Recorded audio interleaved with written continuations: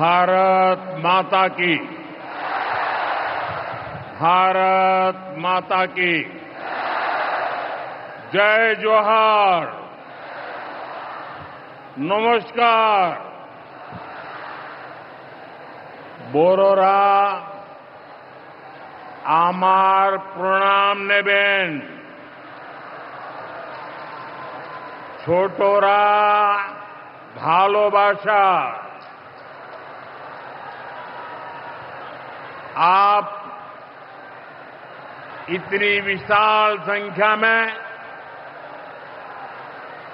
यहां हमें आशीर्वाद देने आए हैं। मैं हृदय से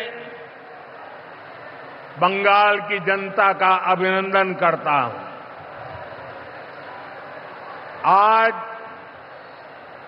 एवरेस्ट डे भी है। आज के दिन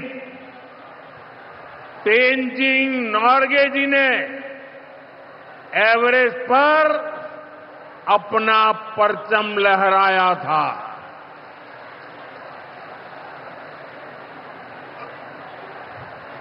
उनके सम्मान में हम भी अपना तिरंगा फहराएंगे।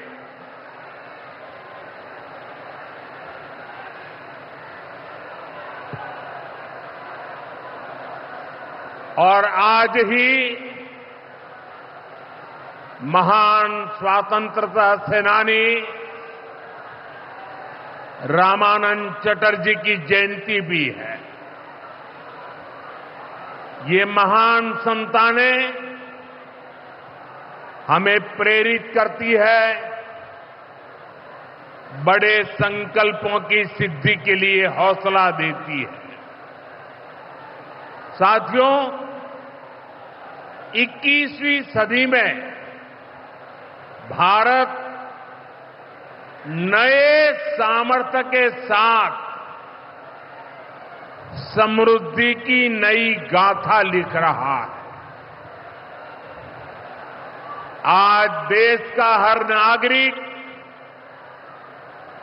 भारत को विकसित राष्ट्र बनाने के लिए जुटा है, दिन रात जुटा है।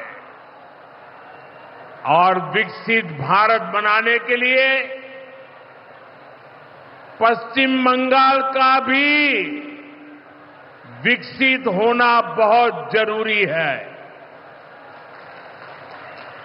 और इसलिए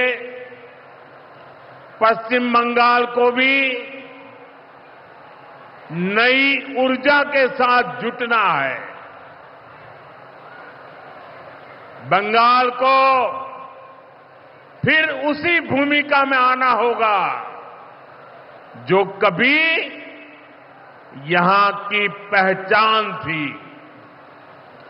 इसके लिए जरूरी है कि पश्चिम बंगाल फिर से नॉलेज का, ज्ञान विज्ञान का केंद्र बने।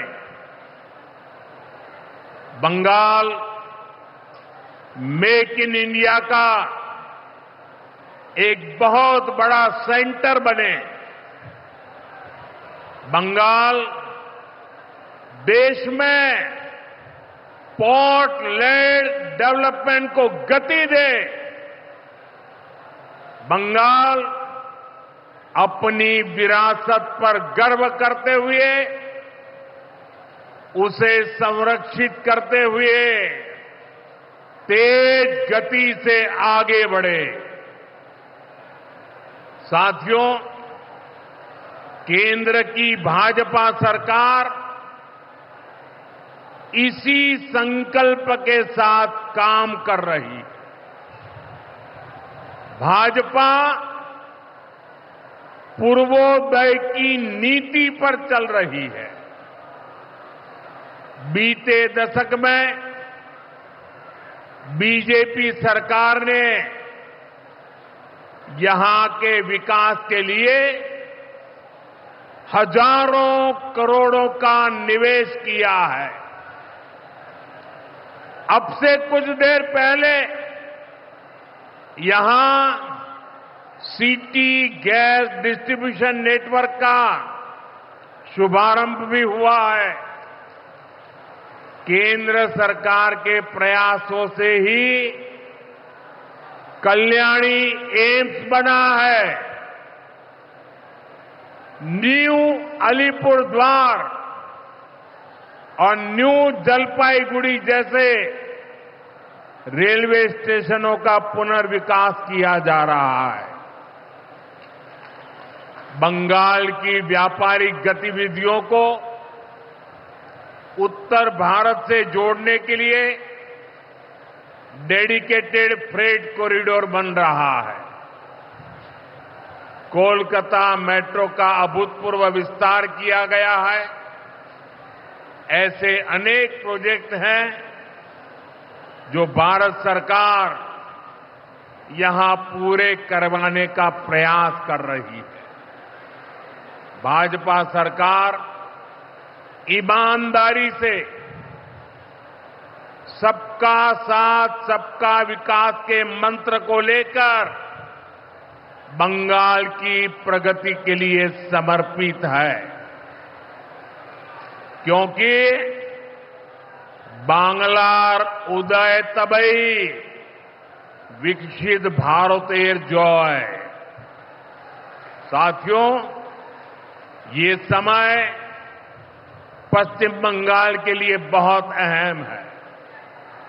ऐसे में पश्चिम बंगाल के हर नौजवान पर, आप सब पर बहुत बड़ा दायित्व है। आप सबने मिलकर के बंगाल का भविष्य तय करना है। आज पश्चिम बंगाल एक साथ कई संकटों से घिरा हुआ है।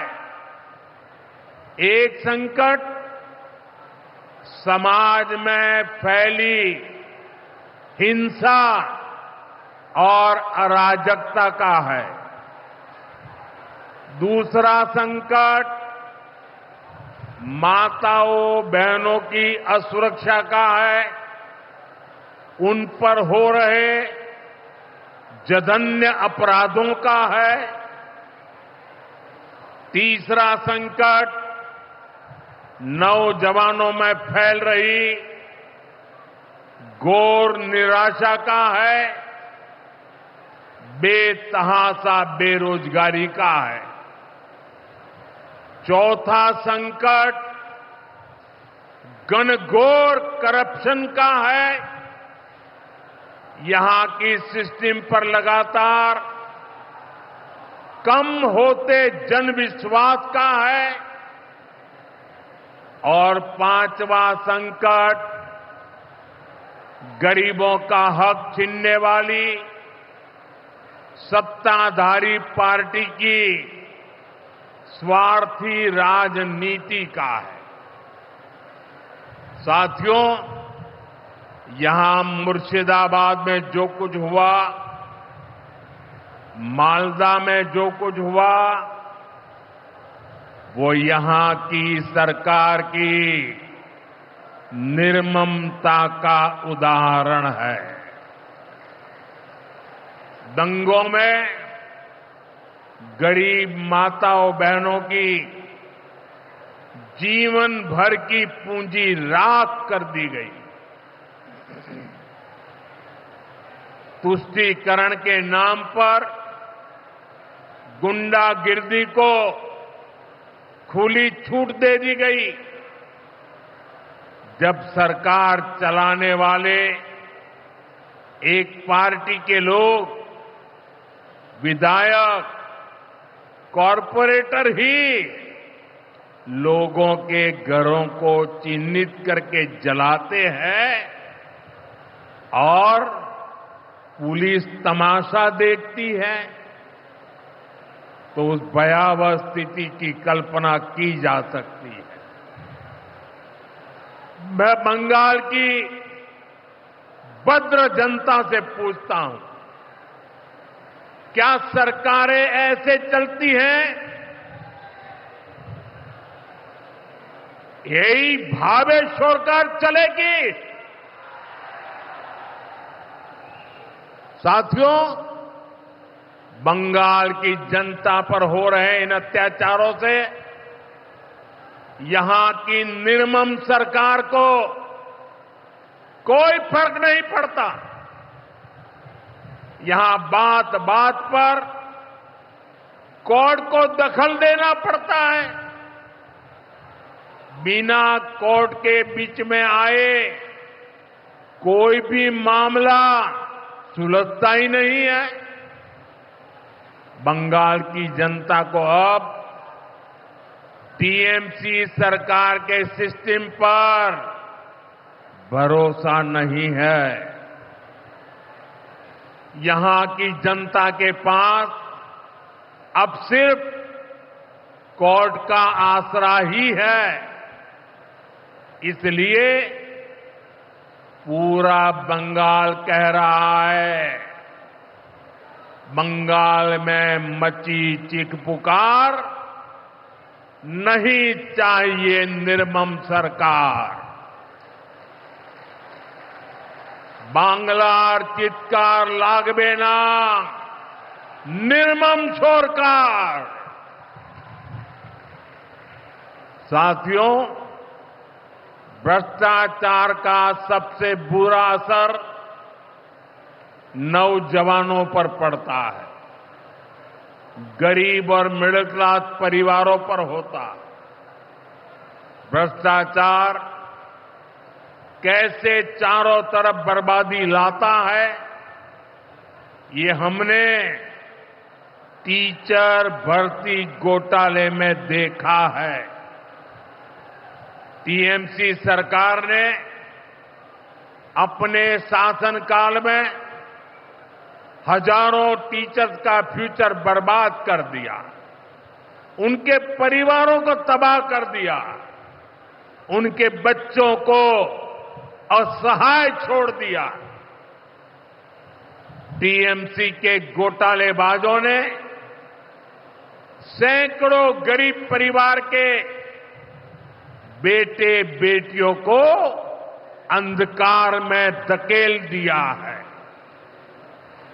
ये सिर्फ कुछ हजार टीचर्स के भविष्य के साथ खिलवाड़ नहीं है, बल्कि पश्चिम बंगाल के पूरे एजुकेशन सिस्टम को बर्बाद किया जा रहा है। टीचर्स के अभाव में लाखों बच्चों का भविष्य दांव पर है। इतना बड़ा पाप टीएमसी के नेताओं ने किया है। हद तो ये है कि ये लोग आज भी अपनी गलती मानने को तैयार नहीं है। उल्टा देश की अदालत को, न्यायपालिका को, कोर्ट को दोषी ठहराते हैं। साथियों, टीएमसी ने चाय बागान में काम करने वाले साथियों को भी नहीं छोड़ा है। यहां सरकार की कुनीतियों के कारण टी गार्डन लगातार बंद होते जा रहे हैं। मजदूरों के हाथ से काम निकलता चला जा रहा है। यहां पीएफ को लेकर जो कुछ भी हुआ वो बहुत शर्मनाक है।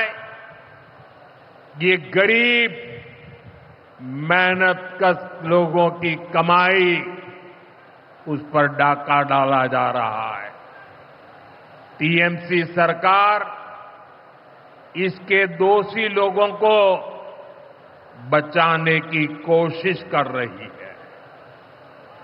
और मैं बंगाल के मेरे भाई बहन आपको विश्वास दिलाने आया हूं, भाजपा ये नहीं होने देगी।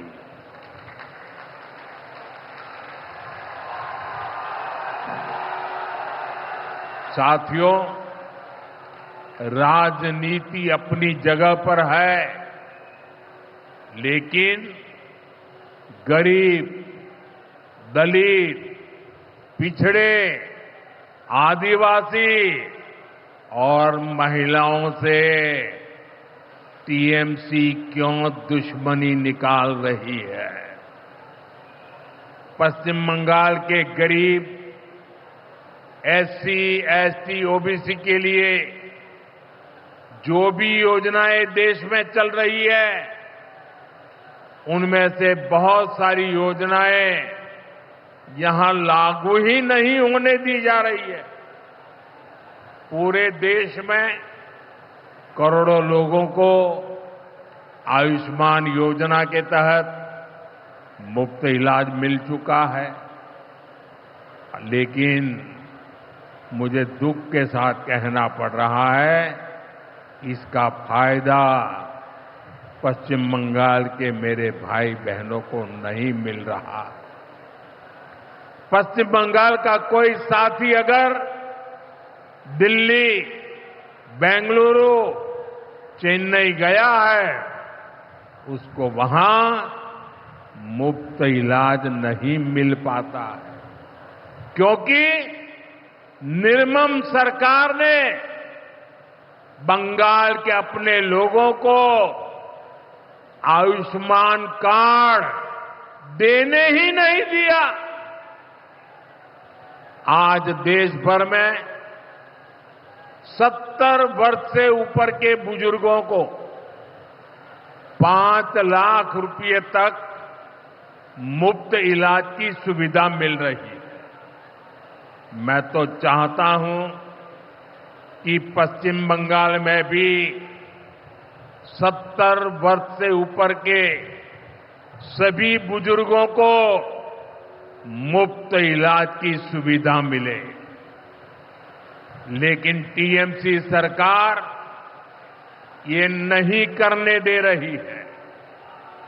केंद्र की बीजेपी सरकार देश भर में गरीब परिवारों को पक्के घर बनाकर दे रही है, लेकिन पश्चिम बंगाल में लाखों परिवारों का घर नहीं बन पा रहा है, क्योंकि टीएमसी के लोग इसमें भी गरीब के पास से कट और कमीशन की मांग कर रहे हैं। आखिर टीएमसी सरकार आप लोगों को लेकर इतनी निर्मम क्यों है? साथियों, यहां की निर्मम सरकार के जितने उदाहरण दो वो कम है। पश्चिम बंगाल में बहुत बड़ी संख्या में हमारे विश्वकर्मा भाई बहन हैं। ये लोग हाथ के हुनर से अनेक प्रकार के काम करते हैं।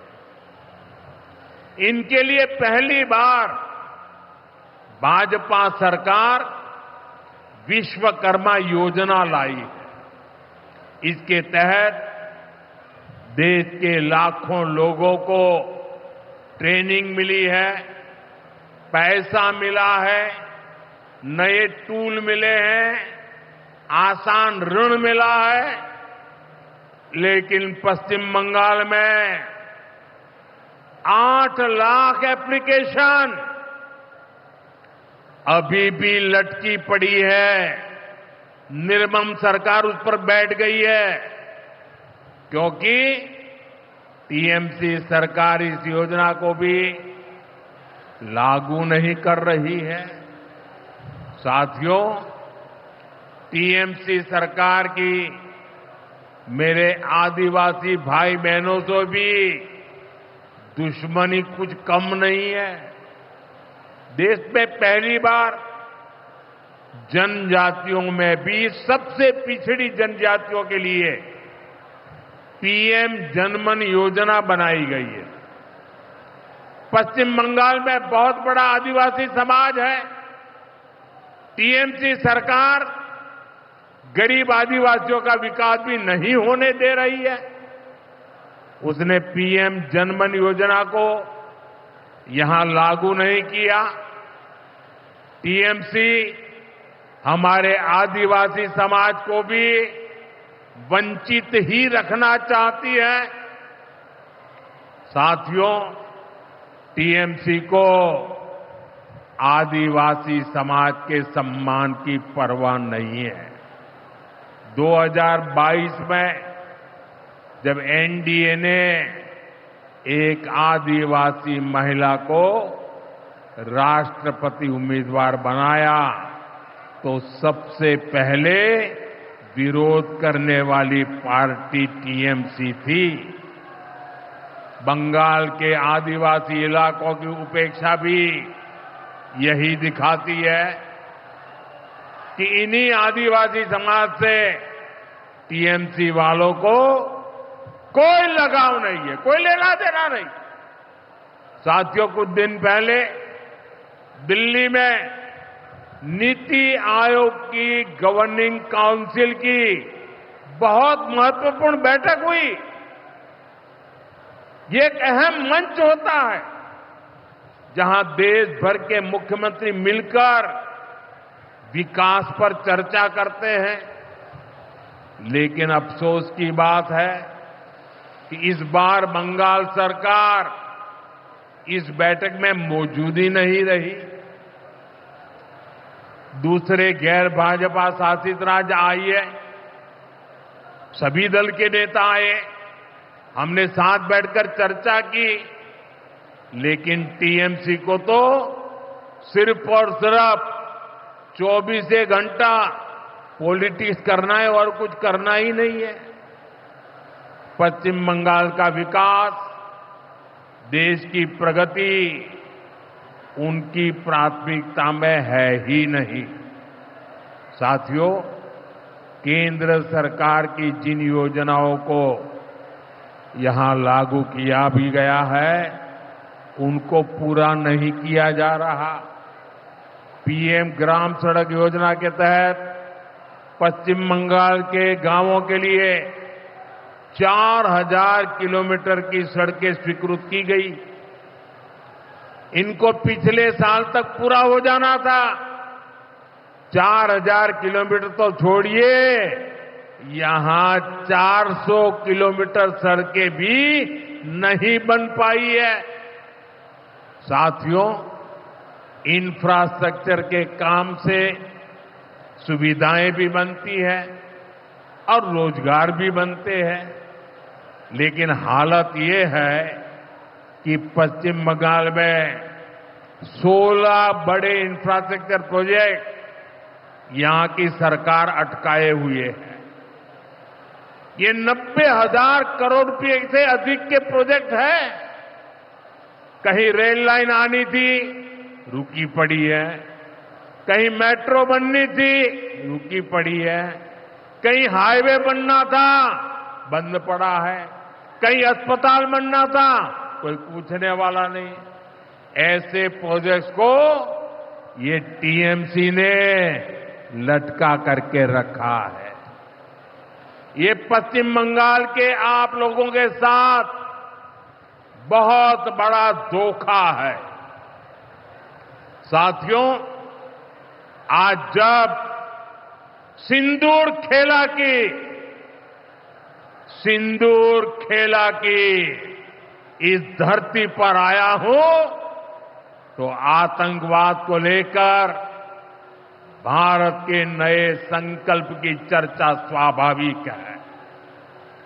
22 अप्रैल को पहलगाम में, जम्मू कश्मीर में आतंकियों ने जो बर्बरता की, उसके बाद पश्चिम बंगाल में भी बहुत गुस्सा था।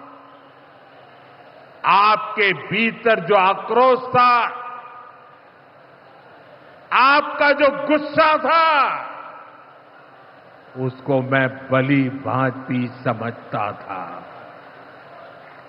आतंकवादियों ने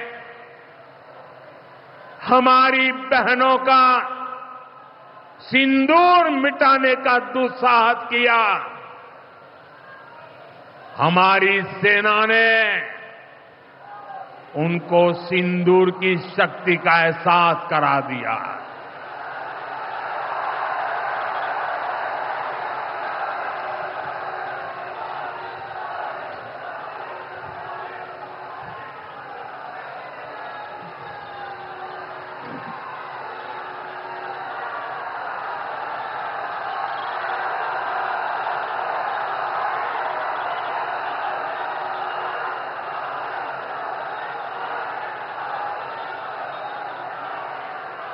हमने आतंक के उन ठिकानों को तबाह किया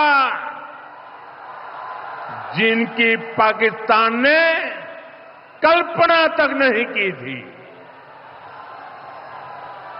साथियों, आतंक को पालने वाले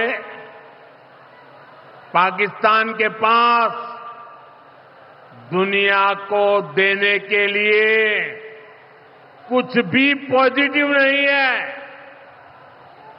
जब से वो अस्तित्व में आए हैं तब से ही उसने सिर्फ आतंक को पाला है। 1947 में बंटवारे के बाद से ही उसने भारत पर आतंकी हमला किया। कुछ सालों के बाद उसने यहां पड़ोस में आज के बांग्लादेश में जो आतंक फैलाया, पाकिस्तान की सेनाओं ने जिस प्रकार बांग्लादेश में रेप किए, मर्डर किए, वो कोई भूल नहीं सकता। आतंक और नरसंहार ये पाकिस्तानी सेना की सबसे बड़ी एक्सपर्टाइज है। जब सीधा युद्ध लड़ा जाता है तो उसकी हार तय होती है, उसका पराजय निश्चित होता है, उसको मुंह की खानी पड़ती है। यही कारण है कि पाकिस्तान की सेना आतंकियों का सहारा लेती है। लेकिन पहलगाम हमले के बाद अब भारत ने दुनिया को बता दिया है, भारत अब आतंकी हमला हुआ, भारत पर आतंकी हमला हुआ तो दुश्मन को उसकी बड़ी कीमत चुकानी पड़ेगी।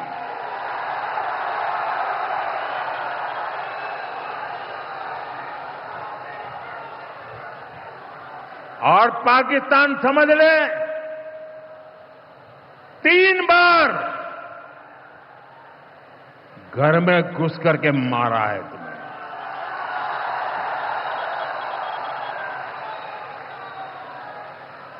हम शक्ति को पूजने वाले लोग, हम महिषासुर मर्दिनी को पूजते हैं। बंगाल टाइगर की इस धरती से 140 करोड़ भारतीयों का ऐलान है। ऑपरेशन सिंदूर अभी खत्म नहीं हुआ है।